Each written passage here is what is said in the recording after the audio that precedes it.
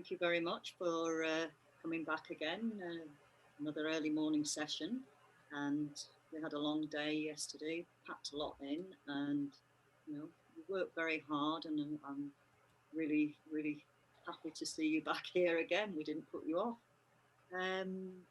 This morning, again, we're going to do the pranayama, and just to talk a little bit about pranayama and why I found it useful. It was one of my my main practices for a few years. And then when I moved into Buddhism, I realized that it was really useful. The postures keep you fit and keep you comfortable on your cushion, so it is really useful to do that. But the pranayama I found so helpful when I was when I began to do sadhanas. And as I moved on with the Tantra a little bit, I thought, wow, this is really, really a useful method, because, it's all about visualization and working with that subtle body. And here in pranayama, that's exactly what you're doing. You're working with the winds. And I think also just to get familiar with that, it gives you a great base for Tantra practice. Now, it's not for everybody, but the people who do take to pranayama and who want to practice Tantra, all I can say is it's going to be really, really helpful. In the Hindu system, it was quite normal to have the physical work, that controlled the body, and then to have the pranayama that controlled the winds, and then to move into withdrawal and concentration and shamatha. So that was their quite sort of steady path. And somehow it's not a focus for us in Tibetan Buddhism until you come, I found very surprisingly, to highest yoga Tantra. And there you've got the bars breathing full on, which is holding the breath, simply, holding the breath. And I thought, well, if we'd all been doing a little bit of pranayama along the way, with the other deities, when we come to, these higher practices, just, moving along with your practices, this is really useful, because, you don't have to do all the groundwork. You've got some control of your breathing, and you're familiar with that subtle body and working with the channels. And so really, I don't think there's any more to say about that, because we're going to go practice, and I want to do a little bit longer today before we do our meditation. Just to say also, if you want to know a little bit more about the pranayama and the qigong, in the resources page, not the one that you were given for this course, but the general one on the Land of Joy website, then you will find links where I put quite a few bits of material, a few breathing, pranayama exercises, and a little bit about qigong. I will also say about pranayama, it goes off into all sorts of, I've probably said this already, haven't I? All sorts of really wonderful breathing. But the main things I found helpful were just having that full breath, being able to use that, because that gives you an experience of the hollow body. And, when we go into Tantra, the more we can drop this hard reality, the faster we move in it, and also it's really makes it more fun and inspires us to keep practicing. So yeah, links are there with a little bit more information. And so I think now we'll go lay down, and hopefully you won't fall asleep again, and just get a nice comfortable position, flat on the floor, and we'll start.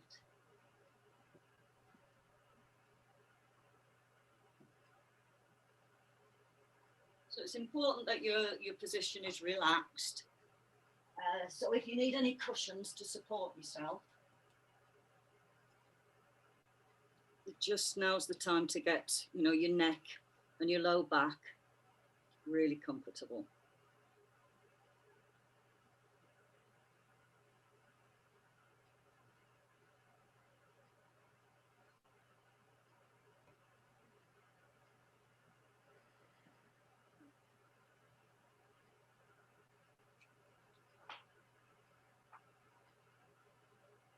So just sinking into the floor.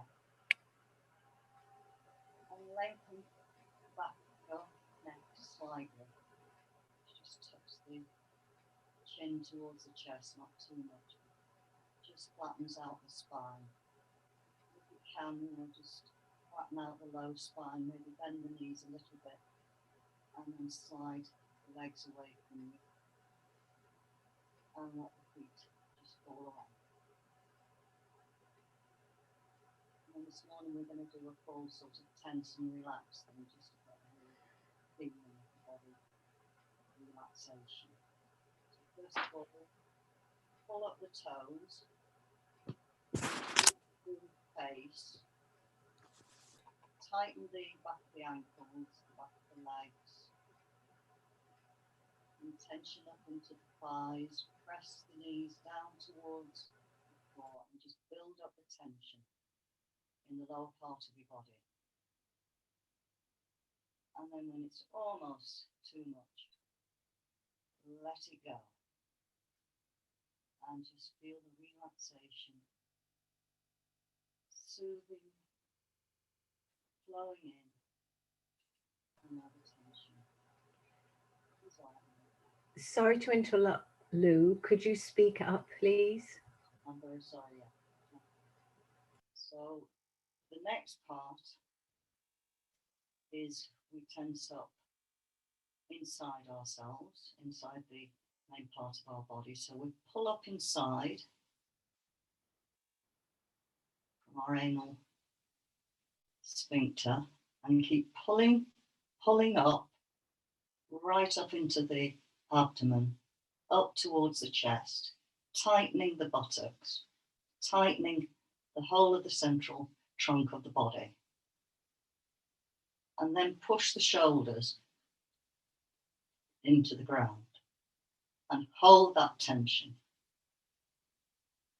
Build it up inside and really have an awareness of that tension. And then let it go. And just feel the body sinking into the floor. Everything relaxing. All the tension dissolving away.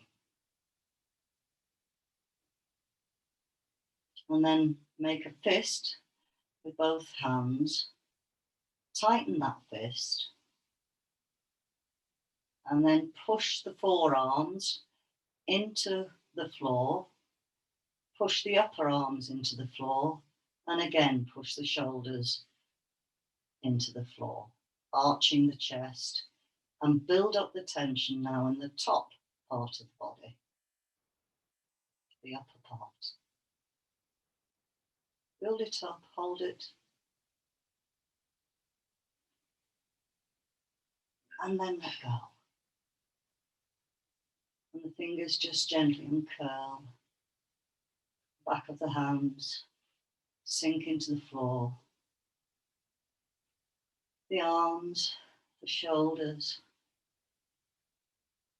All sinking, relaxing, and the tension dissolving away.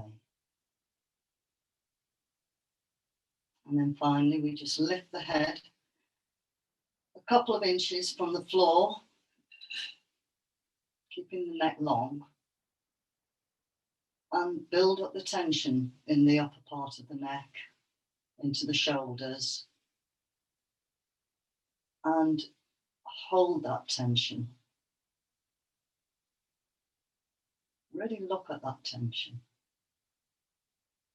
This is what we've got going on a lot of the time. And then lower the back of the head gently to the floor. All the tension flowing away. And all that lovely relaxation flows in.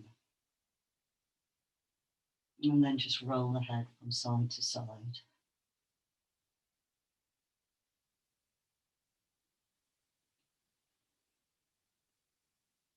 Now we just screw up the face, tighten up all around the nose, around the mouth, around the eyes. Tighten up as hard and tight as you can. No one can see you. Just build up the tension in the face.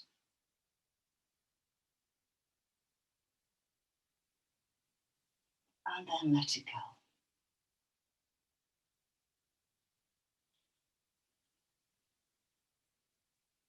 And feel the relaxation and the tension dissolving away.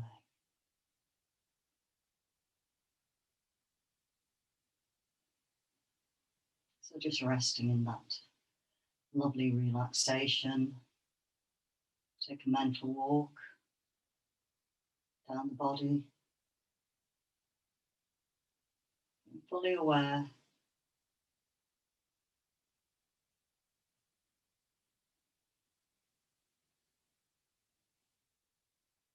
and just gently sinking into the ground.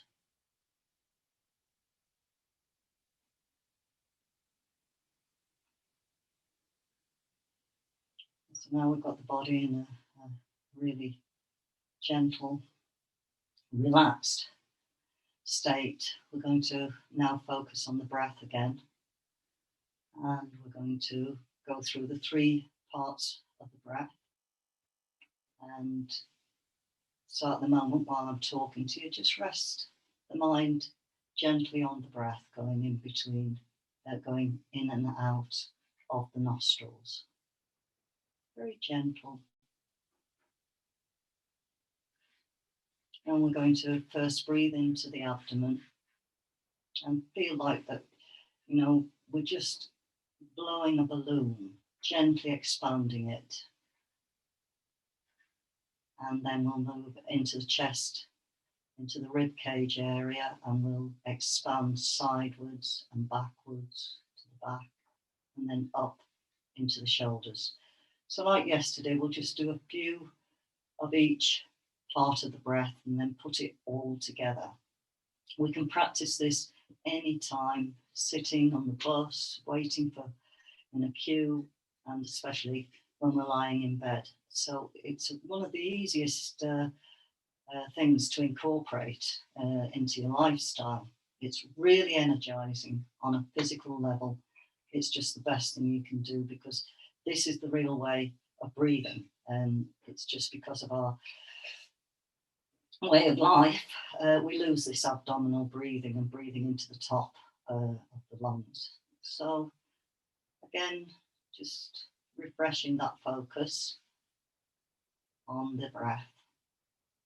And if you want, it's up to you now, you can place your hands on the abdomen, on the tummy, just to feel if there's some sort of swell. But we're not looking to, burst that balloon. It's just opening up. So in your own time, just breathing into that space and follow the breath. Because that way you take the mind into the body, on the prana, on the winds.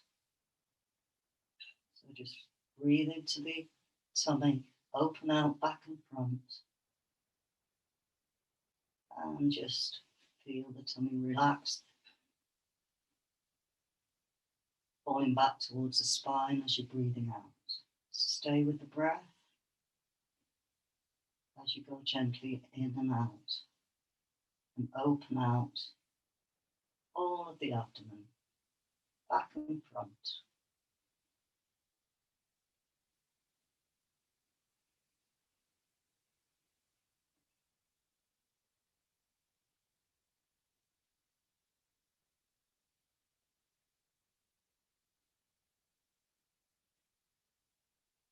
At the end of the exhalation, the abdomen springs back, ready to receive more. Inhalation, lovely prana, opening and softening that space.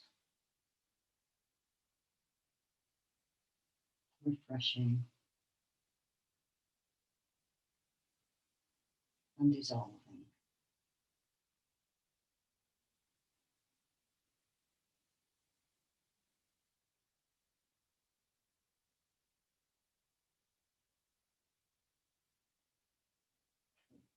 And then we just relax the breathing back to the normal rhythm. Think about the next part of the breath. We're going to expand, but we're going to expand sidewards if we can. Just a little bit.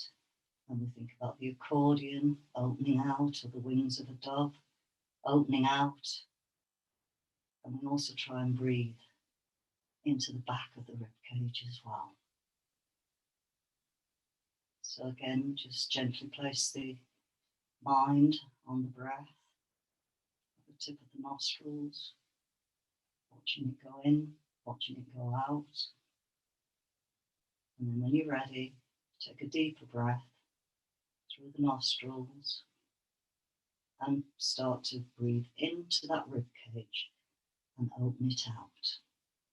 Do a few breaths of the intercostal breathing.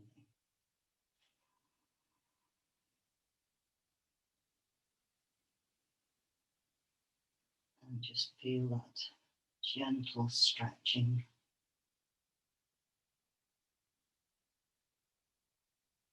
Contracting, exhaling.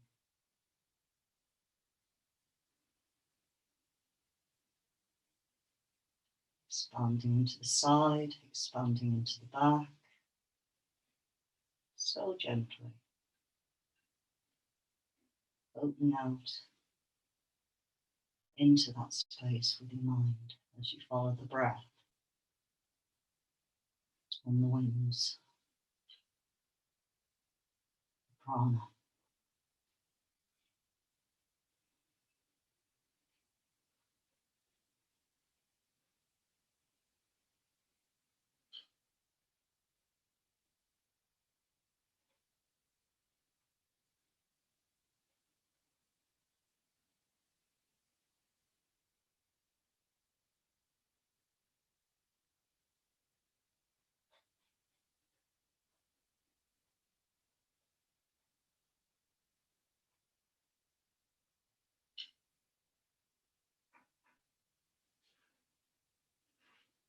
And then after your next exhalation, relax the breathing, come back to normal rhythm. And the last part of the breath now is done with as little movement as possible from the chest and abdomen area. And we use our concentration, and this is really when we have to follow the breath and go with it right up into the top of the lungs and then expand out into that space underneath the shoulder blades and the collarbone. So just in your own time, resting on the breath, refreshing that focus, and then start to breathe in and follow the breath. As you go into the lungs, try and direct all that prana, that lovely prana energy. Be that energy as you fill out into the space underneath the collarbones. And then back towards the shoulder blade area. And we'll do a few of those breaths. Remembering not to try and breathe too deeply, because with practice the breath naturally becomes deeper. So the lungs are very delicate, easily damaged if we grasp too hard at deep inhalation and holding breath. So this is just a gentle way to expand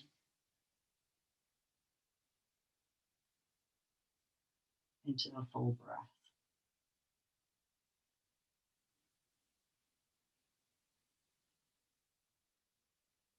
And feeling the shoulders just to open out.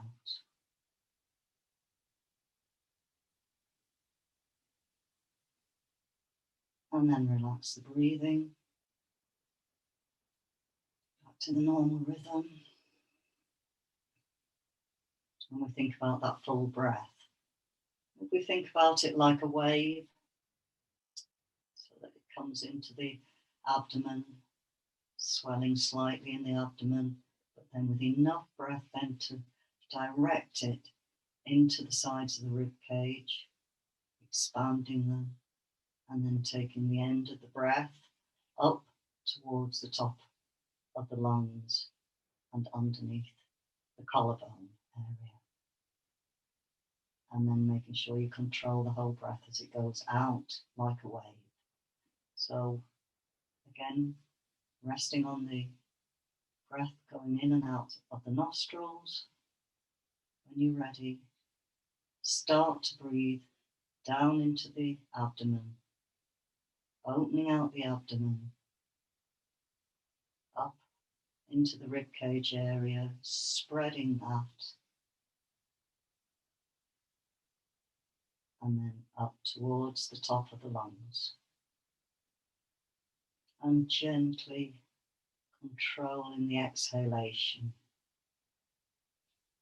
right the way down to that last little bit of exhalation where the tummy is flat towards the spine, and you can squeeze it a little bit, get to a longer exhalation.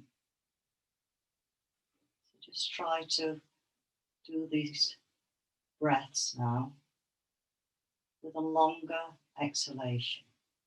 This brings relaxation into the body. We have a habit of grasping at everything, and my pranayama teacher said we even grasp at the breath. So we grasp at that in-breath. But here we let go. And we let go by just letting that out exhalation be a little bit longer, and just relax into it and let the prana go. Just flow with that energy in and out, going with it into that lovely wave movement of a full yoga breath.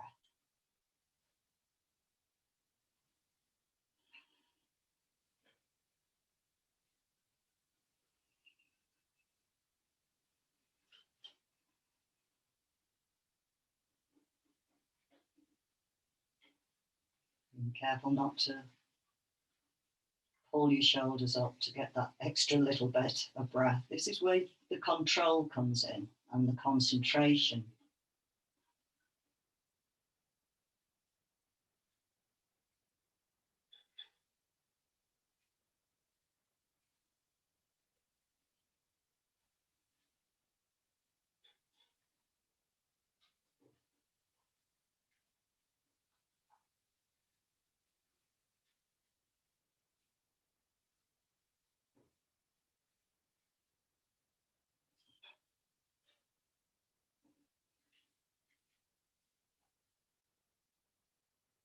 And then just relax the breathing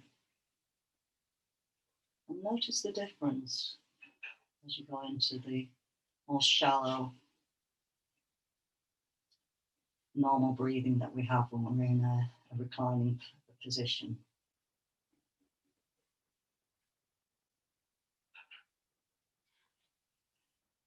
And then when you're ready, if you can just turn over onto your tummy and find a comfortable position, and your neck is comfortable and you've got nice free passage of air.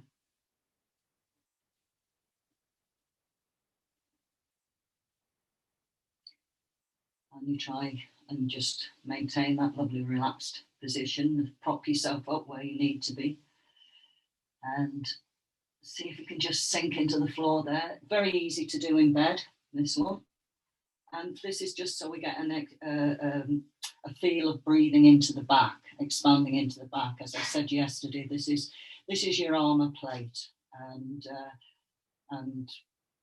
this is what we can soften and expand into. But it takes a little bit more work, because we've had our protection up for a long time. So just stop now, gently following the breath into the lower part of the body, and fill out the back of the abdomen. and feel the tummy pressing into the floor a little bit, but your focus is to really open up the back of the body and soften it. So we do a few breaths like this.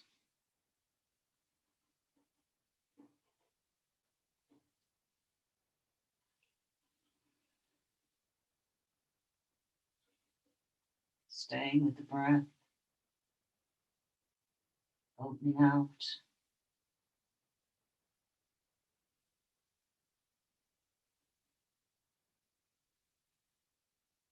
Softening.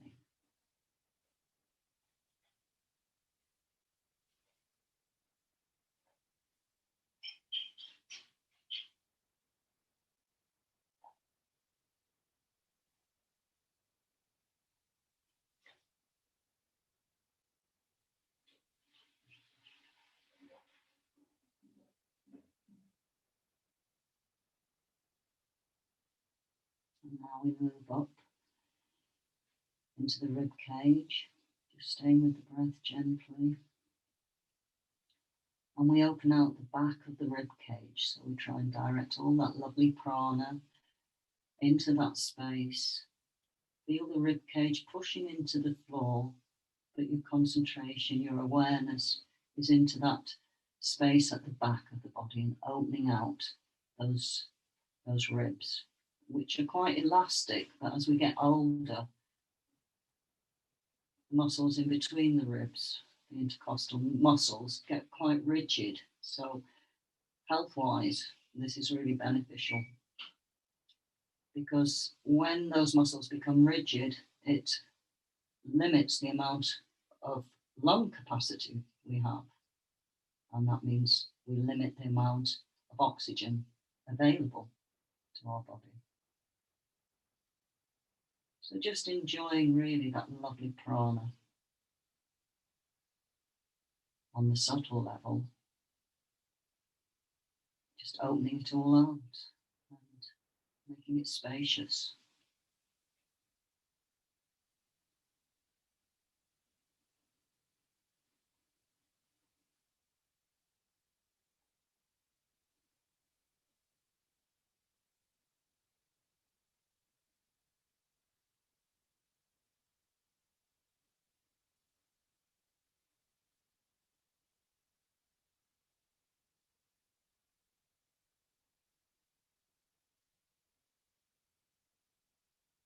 And then we start to think about the top part of that breath. And the last part that we're going to do on the floor now is just take the breath with all our concentration. So we really got to go there with our mind up to the top of the lungs and under the shoulder blades. So gently focusing, riding on the in-breath, on the wings.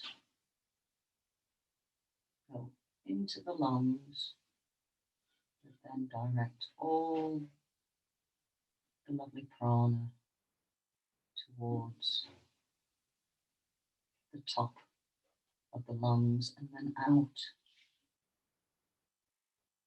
underneath the collarbone and opening out the shoulder blades.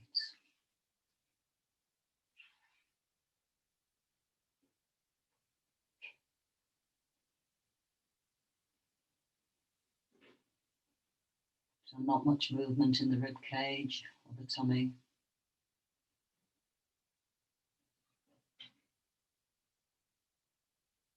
Opening out underneath the armpits.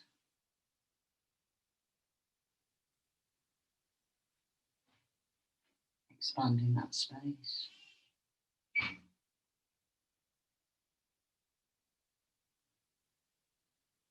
And then just rest the breathing and relax on the floor.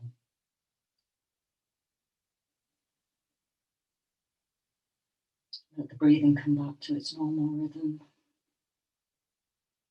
And just fully relax into the floor. as if the body is just melting away and you're just in that space of the breathing. Not deep breathing, just gently enjoying the space.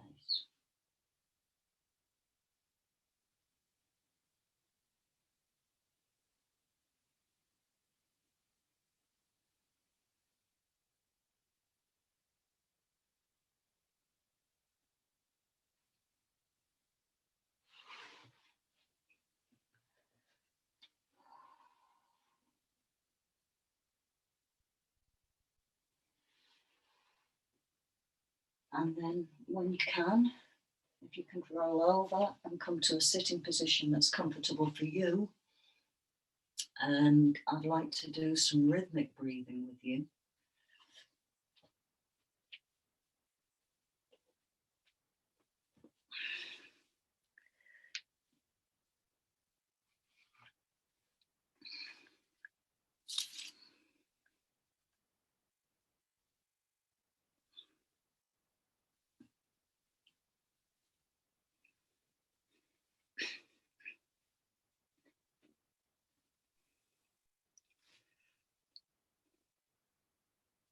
So just find a nice comfortable sitting position, and even if it's on a chair or wherever you are, just making sure that the spine is straight and you've got a nice free passage there for your breathing. And we're going to do, remembering that 3-part breath, but don't get too technical about it, but use that method to help you do the breathing in quite a controlled way. So what we're going to do is split the breath into 4 parts, and we're going to breathe in to the count of 4, and we're going to hold for a count of 2, and then we're going to breathe out to a count of 6, again lengthening that exhalation. And we're going to do three rounds of each of these. We build it up, lengthening the breath, and then bring it back down. So just settling your position, slightly bringing the chin towards the chest to lengthen the back of the neck. And then again, taking the focus to the tip of the nostrils. And as you breathe in, you count a count of 4.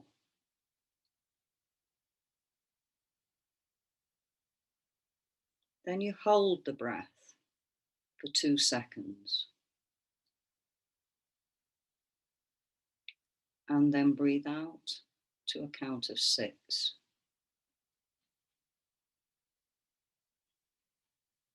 And you hold for a count of 3.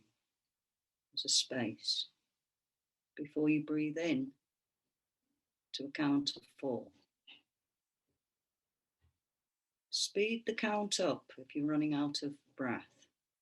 No tension. Count of 2. And exhale to a count of 6.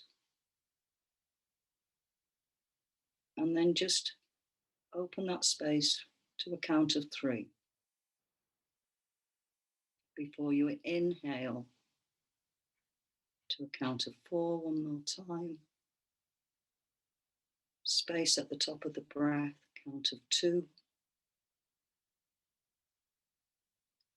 And breathe out to a count of 6. And just hold that space at the bottom of the breath to a count of 3. And then just relax the breathing. Or the normal rhythm of breathing. And then we go to the next count. I'll just tell you what it is before we start.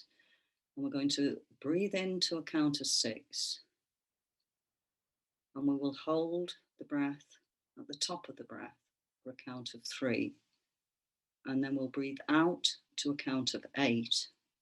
Yes, 6, 8. And breathe, hold the breath for a count of 4. So it's 6, 3, 8, 4. I'll go through it with you as we're doing it. If you start to run out of breath, you just speed up the count a little bit. With practice, you get used to the lengthening and also the controlling, you know. Yeah, so let's try it. Just settling on the breath and going with the breath follow the breath into the body. So breathing in to a count of 6. So really have to open out the tummy and the rib cage. Really extend that breath. Count of 6. At the top of the breath, hold for 3. And then exhale to a count of 8. So be very gentle. Make sure you've got enough exhalation. And if you haven't, speed up the count. And then at the bottom of the breath, a count of 4. Space. And then again, breathe in to a count of 6. So expanding the tummy a little bit, the rib cage, up into the top of the lungs, count of 6. Hold for a count of 3. And then exhale to a count of 8.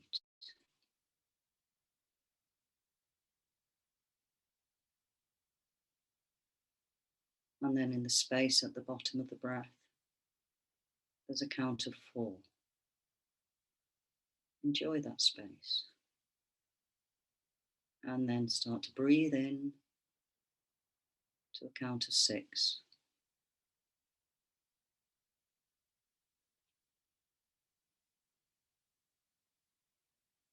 On the top of the breath, there's another nice space, a count of 3.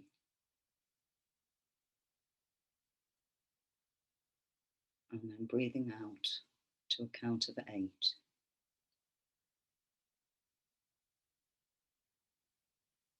And enjoying that space of 4 at the bottom of the breath.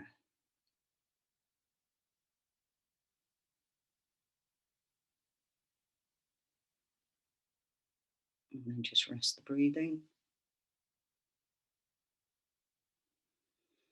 So we can go on with these counts as we get used to this practice. And it's a wonderful way of controlling the breathing. And so we go up in our count and we always come back down. So today we'll just come back down and we'll make a count again of breathing in to 4, holding at the top of the breath to a count of 2, breathing out to a count of 6, and holding at the bottom of the breath for a count of 3. And be aware of those spaces in between the breath. They're really useful. So start off in your own time, gently breathing in, going in with the breath, expanding the body to a count of 4. Space for a count of 2. And then that long exhalation to a count of 6. And another space to a count of 3. And then inhaling to a count of 4. Going with the breath, opening out. Space for a count of 2. Exhaling to a count of 6.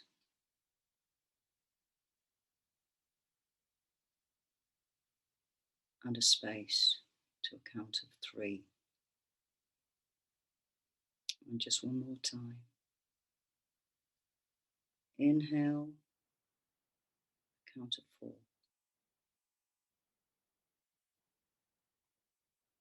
Hold that space for a count of 2. And then exhale to a count of 6.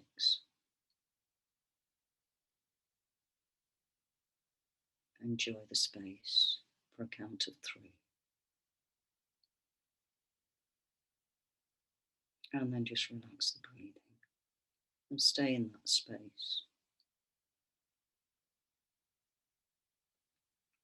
Let the breathing become just shallow, normal rhythm. And now let the mind just go out into that space, created by the breathing, not created, put in touch with by the breathing, and just expand into it. There's no barriers.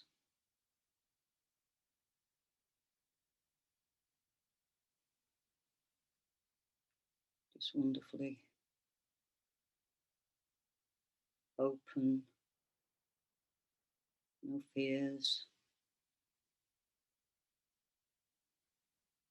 any thoughts that arise. Just arise and dissolve in that space. You can look at them like a child in wonder, or as if you're just sat at a window, just gently watching all the world go by.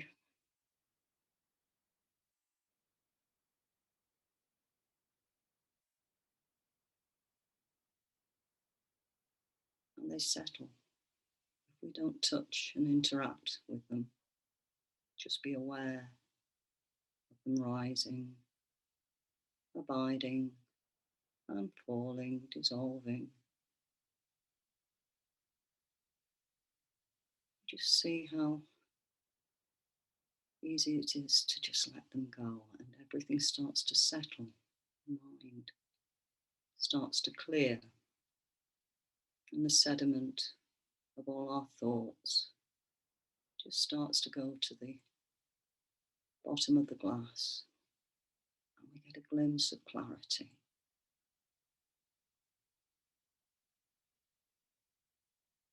Openness.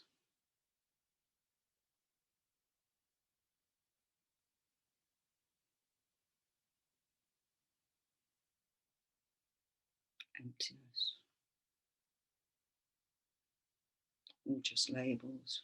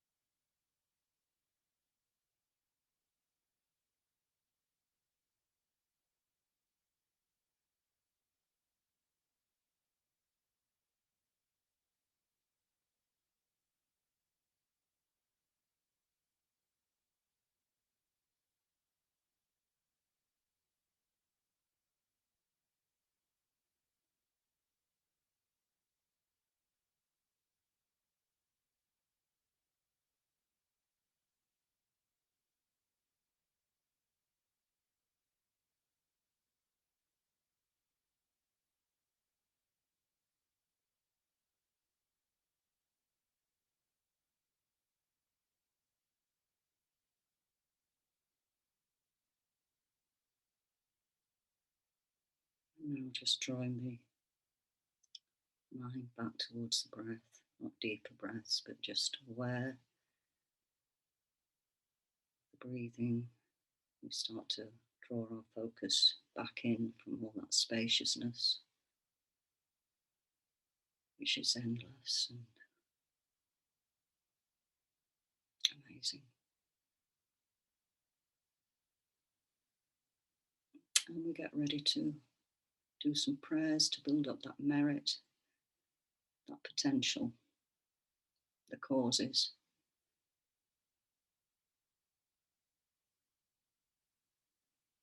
So when you're ready, just draw yourself back onto the cushion, and we'll look at our morning prayers and meditation.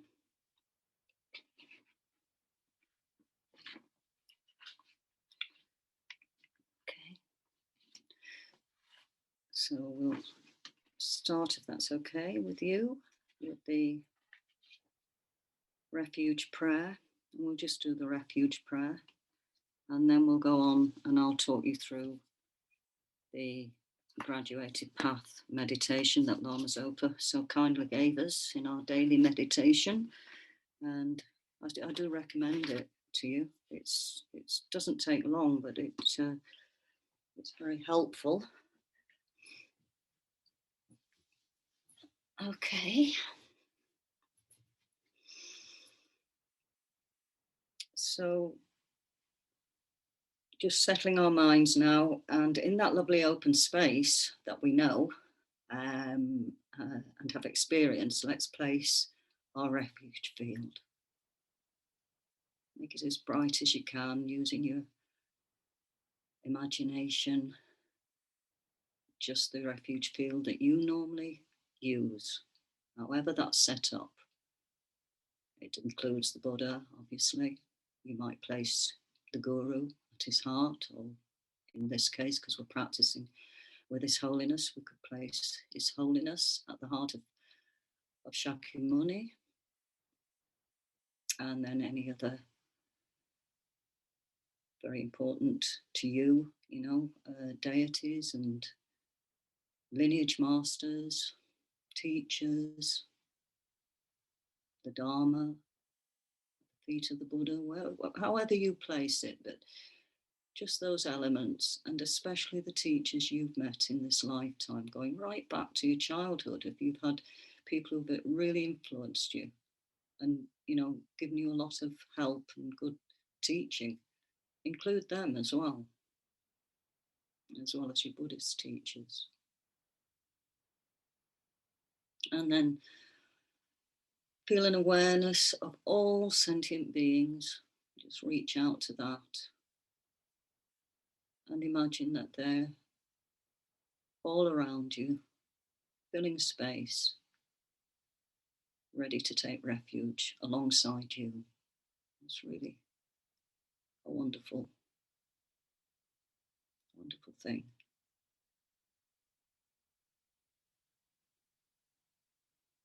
And we have friends there and family around us. We have enemies there. We have strangers. We're all equal. And we all need refuge.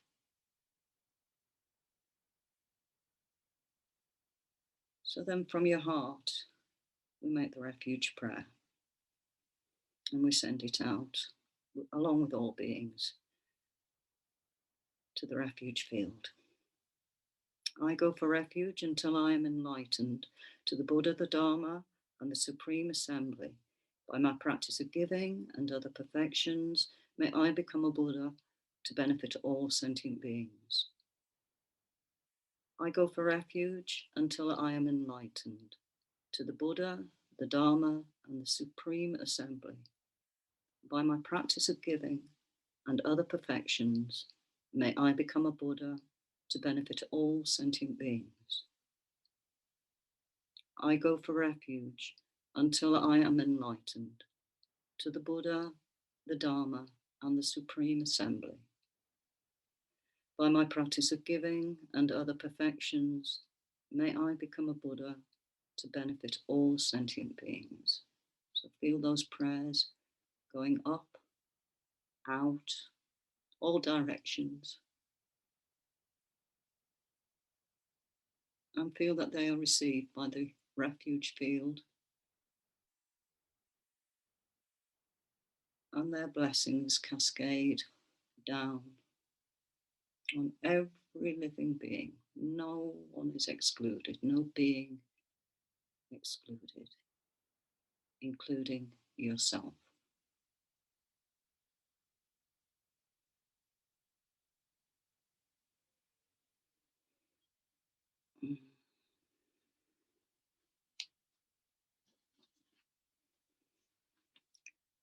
And then we'll do our meditation, which is an analytical meditation rather than a spacious meditation, because we need all these forms.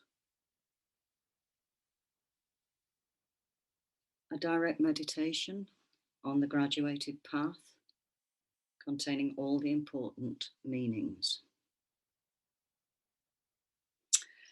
Essence encompassing all the Buddhas, originator of all the holy Dharma of scripture and realization, principle of all the Aryas, intending virtue, in the glorious holy gurus, I take refuge.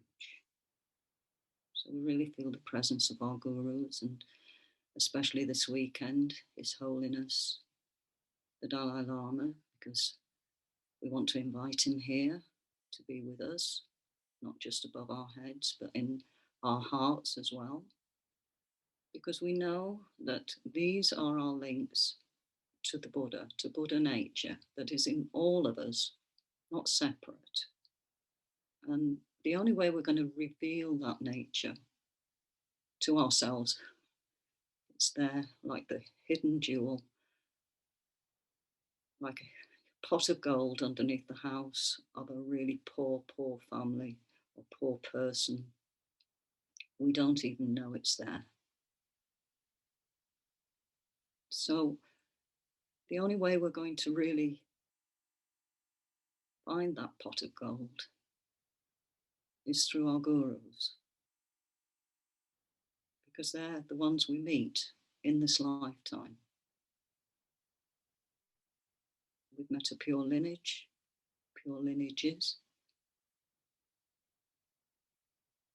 We've met the Dharma, and the gurus are our way, our path to realize the Dharma. Please, gurus, bless my mind to become Dharma, for Dharma to become the path, and the path to be without obstacles. Until I achieve Buddhahood, please bless me to be like Shono, Nosang, and Taktung Wu, by devoting myself correctly to the virtuous friend with pure thought and action, seeing whatever is done as pure and accomplishing whatever is said and advised. So just think about those words, about the importance of the Guru. How if we see him as a Buddha, we'll receive the teachings of a Buddha. If we see him as a bodhisattva, then we'll receive the teachings of a bodhisattva. And if we see him as an ordinary person, then those are the teachings we'll receive of an ordinary person. It's very much up to our mind.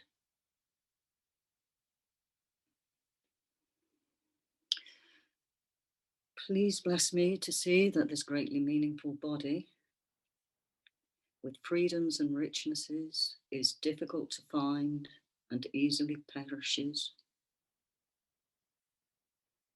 that action and result are so profound, and the suffering of the transmigratory beings is so difficult to bear. So this is really our first steps on the path away from samsara and its suffering, realizing how precious this body is, the freedoms we have, knowing that it can all perish today, and there's no certainty. Everything's temporary. We've met the Dharma in this lifetime, the most precious teachings.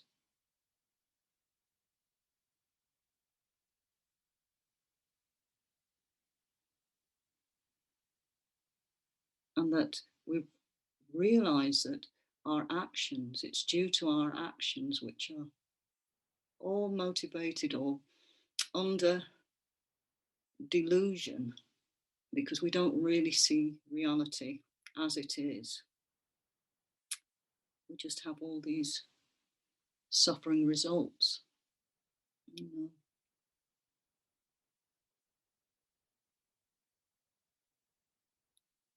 So when we really profoundly realize that, we expand that, because this is what's happening to us, to all the other beings, whatever form they're in. They're all going through the same sort of suffering, different ways, but it's the same thing.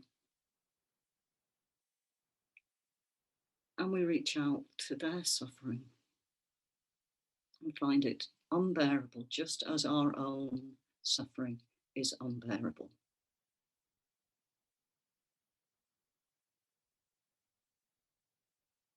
And what is the way out of this? Well, for us, we found the Dharma. So we take refuge instead of samsara in the Dharma. Thereby may I take refuge from the depths of my heart in the three rare sublime ones, abandon negative karma and accomplish virtue according to Dharma.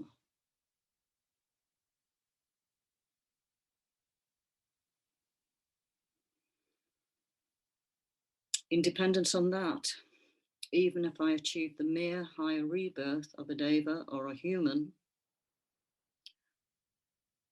I will still have to experience suffering endlessly in samsara because of not having abandoned and being under the control of the disturbing thought obscurations. So here we realize that, okay, we've seen the suffering, our own, we've seen the suffering that is the state of samsara, so all others. But even if we gain liberation, which is individual liberation from samsara,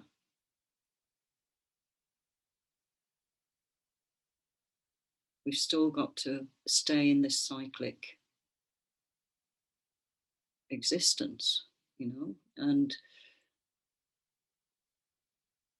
we're still under the control of some of the obscurations. These are the ones that are deep down, those imprints. So, therefore, by reflecting well upon the way of cycling in samsara, please bless me to continuously follow day and night the path of the three types of precious trainings, the principal method for becoming free from samsara. So here we're talking about becoming completely free from samsara, enlightenment. With liberation, we're still in the cycle.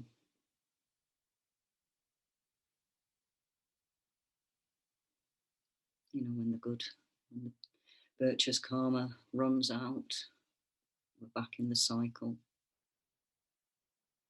And whether we're a human or rebirth as a deity, a god, you can think of that on a human level, whether we become a pop star in our next life with all the riches and fame, a king or a queen, a powerful person, all those things are temporary and subject to change. So high becomes low and low becomes high. So while ever we're within that samsaric cycle, we're subject to that until we really completely clear all the obscurations, the imprints from the results of our delusional actions. And the way we do that is by starting to train in the ethics,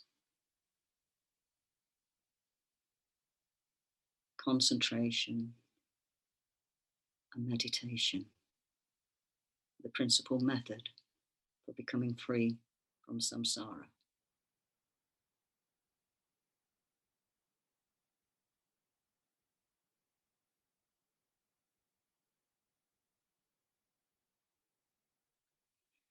Independence upon that, even if I achieve mere liberation, since there is no sentient being of the 6 types who has not been my father and mother, please bless me to turn my mind away from the lower happiness of nirvana and thinking I must fulfill their purpose. May I generate precious bodhicitta by equalizing and exchanging myself with others, and follow the conduct of the conqueror's sons, the 6 paramitas, and so forth. So here we've achieved some sort of liberation, not complete liberation, but personal liberation. And we realize that there's trillions of sentient beings. There's only one of me. And they're still out there suffering. And not only that, you know, we've been dependent on those beings, life after life, in various situations. They've helped us. They've either been our mother, or they've, provided things for us, made things possible. Just, it goes on endlessly. We are not, a separate planet, a separate universe on ourselves. We are completely interdependent with all these beings. And, how can we ignore them? They've been so kind to us over and over again, even if we don't see it in this lifetime, in the bigger picture. That's definitely our connection to them. So if I just go off into nirvana, what happens to them? And then the thought comes, the beginning of that bodhicitta thought. I have to do something about it. I have to repay that kindness. I don't want them to go on suffering. Just the way you would not want anybody close to you here in this lifetime to suffer.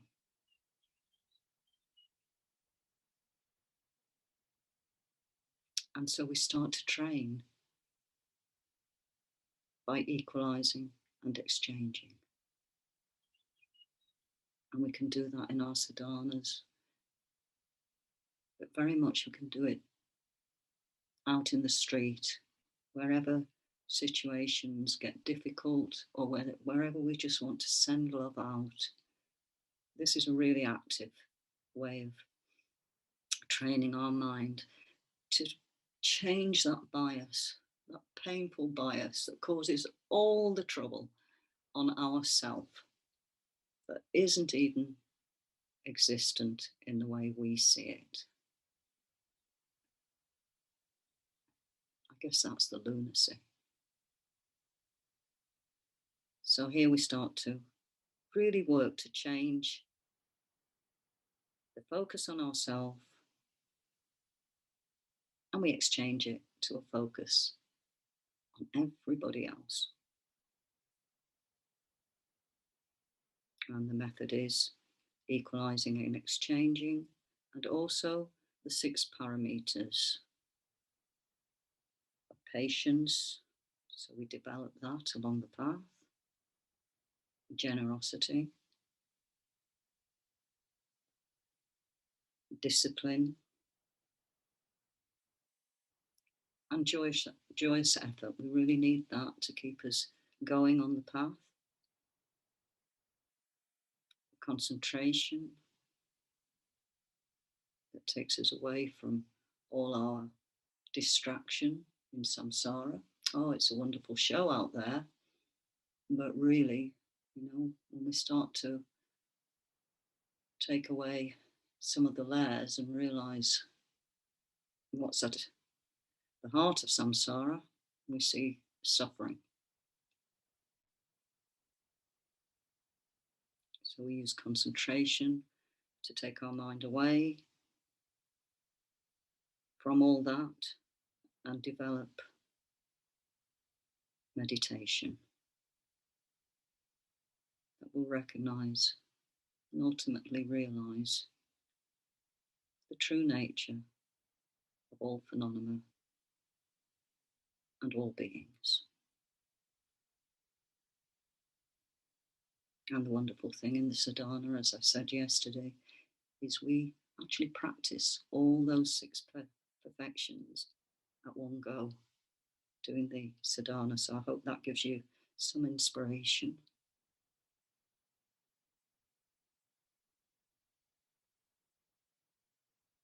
Having trained my mind in the common path in that way, even if I have to experience the sufferings of samsara for a long time, it will not upset me. However, by regarding sentient beings with extraordinary, unbearable compassion, please bless me to enter the path, the quick path of the Vajrayana teachings. By protecting my vows and samayas more than my life, may I quickly accomplish the unified Vajradhara state in one brief lifetime of this degenerate time. So here we bring the element of urgency into it. We've recognized all these beings as being connected to us, and that they are suffering, and that we have to do something urgently, something really big, to change that. And the only way we can do that is first by abandoning our delusions, because while we're working under delusions, then all our actions are biased by that, confused by that. And of course, to be the most effective, to give not just temporary relief, but everlasting relief, really, freedom from the suffering, always, we do need enlightenment. That way, we can be so much more effective to all beings. And it is a long path, but in the Vajrayana, it is a quick path. And on the path, while we're on the path, we can be really useful, bodhisattva activities.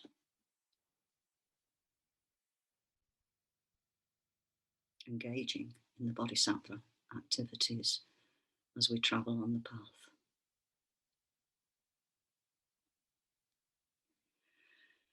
May I not arise heresy even for a second with regard to the actions of the glorious Guru. May I see whatever actions are done as pure, and with this devotion, may I receive the Guru's blessings in my heart. So really feel them pouring down through the crown of your head, all the teachers, the lineage masters, all the wonderful Dharma being channeled down to us. Very precious, very rare that so many people don't have this opportunity.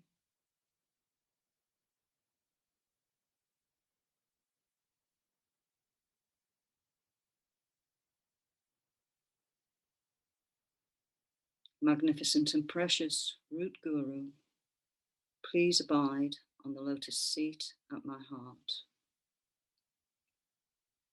Guide me with your great kindness and grant me the realizations of your holy body, speech and mind.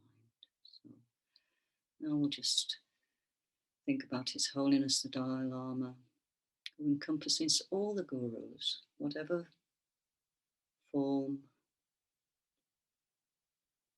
whether you feel particularly is your guru.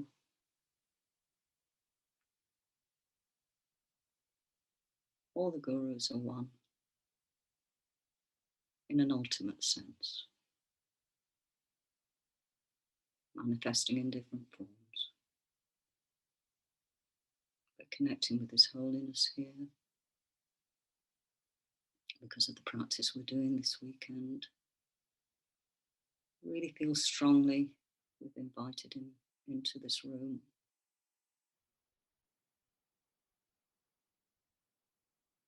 He beams down on us, delight, so pleased to see us, practicing.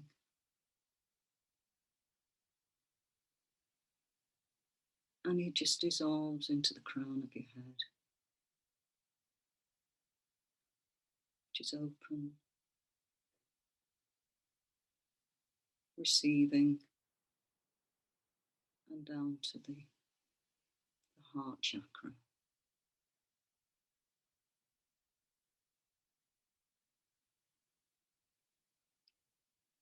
where he can reside in your heart, the essence of our Guru.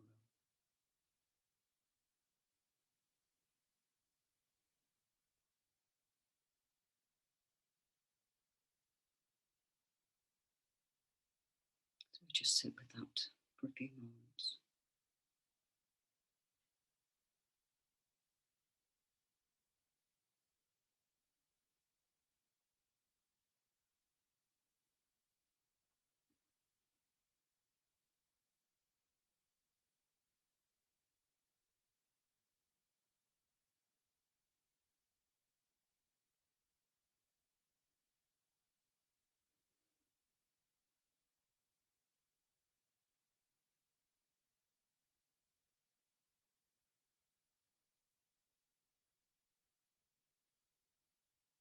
And then we make a dedication.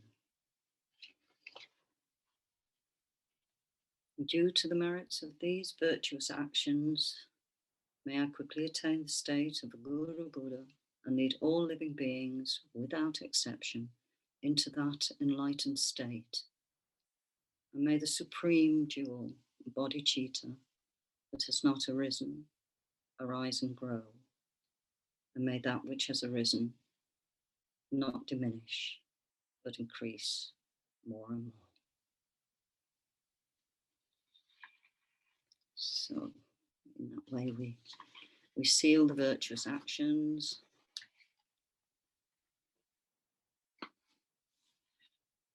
And we've prepared ourselves going through the graduated path for the rest of the day. And we're a little bit early before breakfast. Is there any questions on or anything you want to ask or say at this point?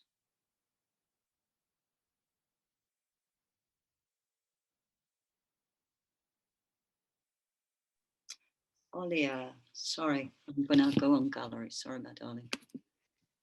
Yes. No worries. Lou, thank you so much. It was wonderful. When you were describing the methods, are these then the same methods that we were discussing yesterday, or these are different methods? I just wanted to make sure that I.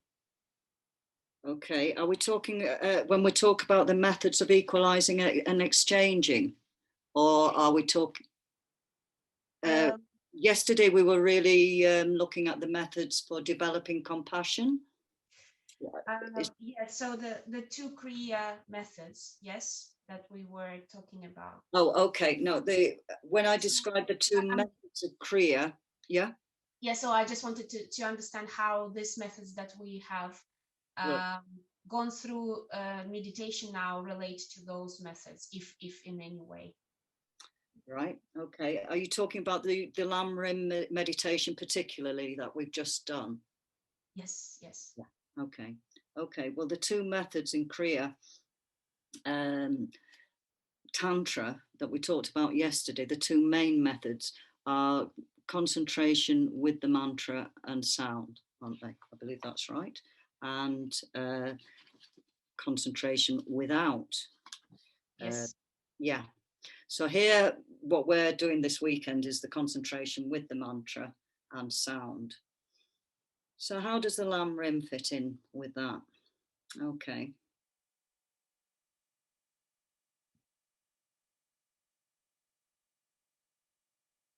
Concentration. It's developing the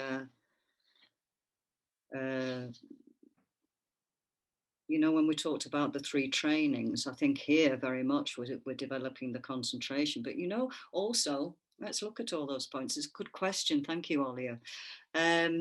We're also practicing all the 6 parameters. So when we do this meditation in the morning on the path, the graduated path, this is, you know, this is the groundwork, isn't it? You know, and we need to keep going on that path. I said yesterday that Lama Tsongkhapa practiced Tantra 50% of the day, and he practiced Lamrim the other 50%. Okay, so we need that Lamrim meditation to be able to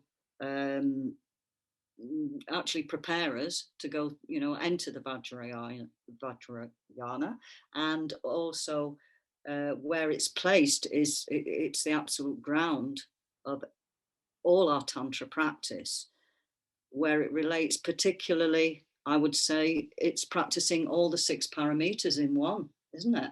You know, and also the concentration, because this is really where we start to train that concentration, which, you know, that moving away from samsara, and, you know, dropping the distraction. So we really, really tune up, and I really think that is a big part of it. And of course, we develop the compassion side of it as well. You know, so, you know, especially because we're working with Chenresig, there are other deities in Kriya Tantra, and that's, you know, we said that each deity has a different aspect that we may want to work with, and there's many aspects to our minds, and so there's many deities. So I would say how it relates to the particular practice of the Buddha of compassion, Chenresig, in this Kriya Yoga appearance, because he appears in different manifestations, is leading us towards that development of the Bodhisattva attitude, being, and the concentration. And remember, you see, this is why Pabonka Rinpoche was so right when he said you practice all the 6 parameters. I think that's where it was really placed, because remember that there's also the 6 what they call the 6 deities, which are really the 6 concentrations that you involve in that mantra recitation and mantra visualization. Do you remember we talked about those yesterday? And they are, you know, emptiness, you know, and all those. Well, I think that's where we're working. Does that help? Perfect. No, that absolutely makes sense. Yeah. Thank you so much. Yeah, thank you. That's helped me work that out. Is there any other thoughts or questions? Craig, you look almost, oh, I'll just go to Elizabeth first anyway. Elizabeth. Yes, it's just about, you know, the pranayama breathing. Remember when we do the rib cage? Yeah. Correct me if I didn't get it today, but you did at some point, you know, we expand on the side, but I remember you doing another occasion that we breathe in one. Yes. Well, when you, yeah. And I did that today because it's something I like. You breathe in one lung, and then in the other one. Yeah. So you got, and that's a very interesting exercise. Thank you very much. And it's not really a question. I just wanted to say, I can't remember, it's something that will slip my mind, but I felt warmth doing that exercise. And I just wanted to mention that breathing in the one lung and after the other lung, because for people who haven't done it before, it's thank you. It's something I really connect with. Yes, that's lovely, because you're using the concentration very much.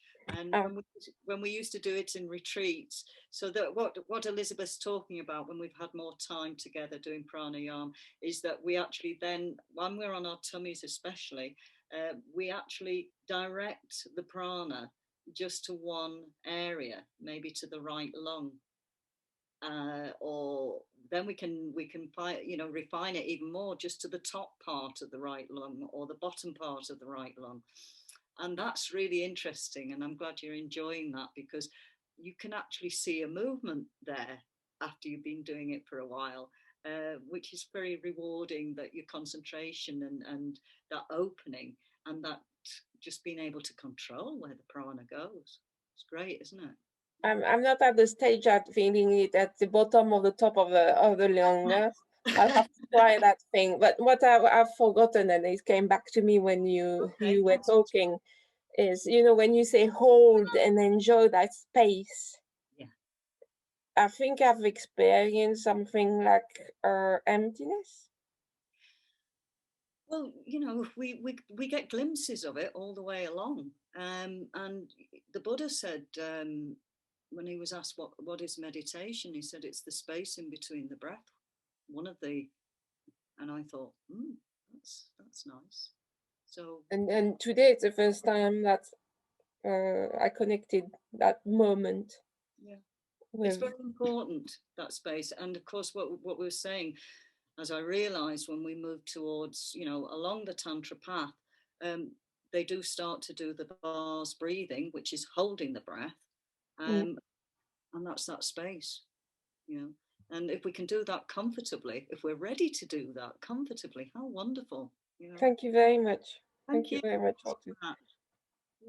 Did you want to say something, Craig, or are you just blissfully happy? You look Yeah, the latter.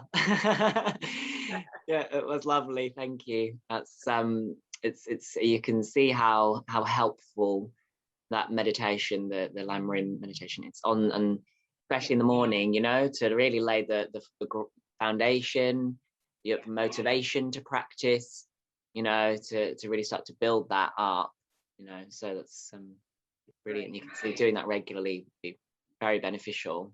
Yeah, you got the point. That's fantastic. Olia, I think you've got something. Yeah, I just wanted to say, in terms of the feeling of emptiness, just quickly, the closest feeling, if you know what you're saying, that the space in between the breaths is that gives us a glimpse of emptiness, of what emptiness is. And the close to that feeling that I had was when I went down the mine.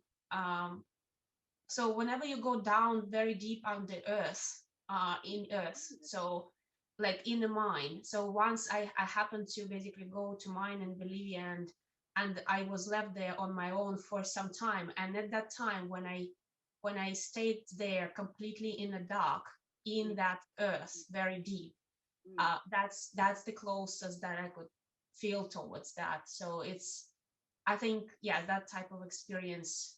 I'm not asking everyone to go to the mine, but if you actually want to, yeah, if you want, I think that's why probably the cave is the most conducive as well environment. Yeah, it's because you're completely surrounded by, out of any sound, out of any senses other than, it sharpens your awareness very well, very much. Wonderful, Olia. I've never heard the use of a mind, but you know, what are you doing down there? You've got everything, you've cut off all of the distractions of samsara. You know? Exactly. It's perfect.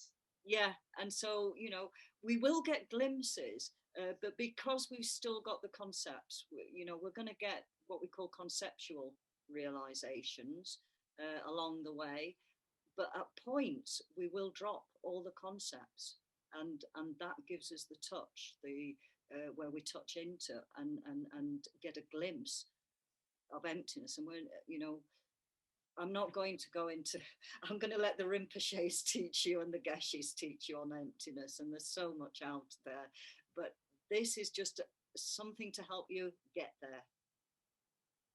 Very much the Lamrim, solid foundation. And, you know, the breathing and working with chi, you know, just to soften everything. I think that's about it. It's a good time to go for some breakfast and think about what we'll be doing. Enjoy your breakfast, and we'll see you back here at 10:30. Yeah. Okay. Lovely. Okay, thank you. I'll leave the Zoom meeting on. So yeah. We can just close off our videos, and I'll see you very soon. Thank you, Lou. Thank you. Thank you. Thanks, Wendy.